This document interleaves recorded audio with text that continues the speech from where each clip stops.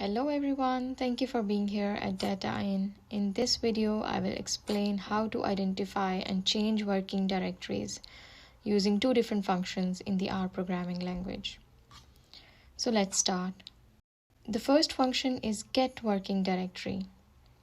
You can simply write the command, and when you run this command, you can see the current location of your working directory or current file path of your working folder. You can also see it in the RStudio console that what is your current working folder. It also contains a character string containing the file path.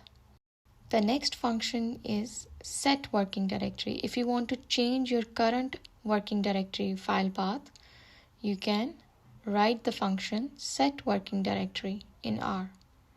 The new folder or the new file path that you want to specify, you can simply copy it and paste it in the setWorkingDirectory function.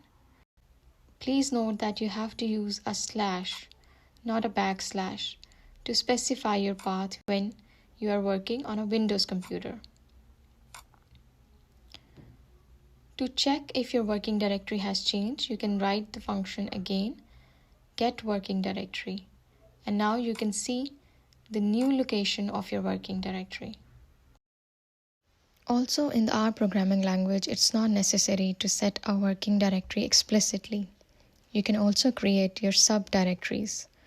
For example, you can write my path and you can store the file path of the folder in which you want to further work.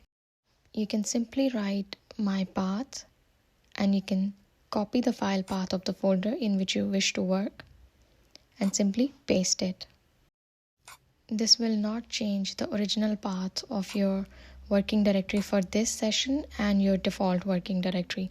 But in your onward session, if you want to create any file, for example, I want to write a CSV file in this specific folder, then I can write it. And now when I check, a new CSV file has been created in this folder, the path of the folder that I have defined in my path. You can also change the path of your working directories by going under the session drop-down menu. I have a separate video for that. If you click on the link above, you can find the specific video on working directories.